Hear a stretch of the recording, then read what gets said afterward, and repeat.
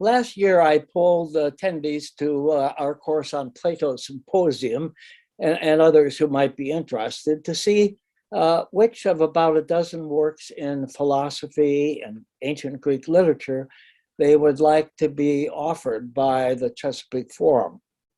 After a number of preferential votes, they chose John Stuart Mills' On Liberty, a treatise on the fundamental value of individual freedom and the limits on such freedom which a governing body might impose. Little did we realize at that time what a hot topic this could become, how much this would be an issue in our current American culture, to cite only objections to the imposition of anti-COVID-19 vaccinations, voting requirements, as just two of many topics of the day about freedom and its constraints. Most of us believe that individual freedom is a fundamental value in our society, with its roots going back to our Declaration of Independence and even beyond that. But we also believe that in a civilized society, this freedom can be legitimately restricted. We are not free to ignore or violate laws. We're not free to harm other people, unless, like surgeons, we intend to reduce their pain in the long run. In some cases, we aren't even free to harm ourselves. But just where should the line be drawn?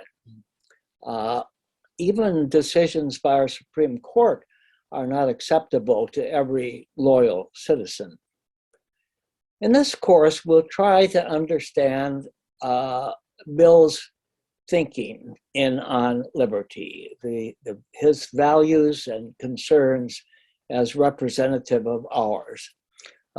This work is often listed among the great projects of Western civilization.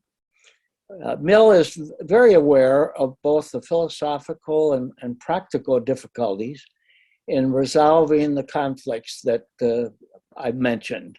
He proposes a foundation for drawing our guidelines, both in individuals and in governing bodies.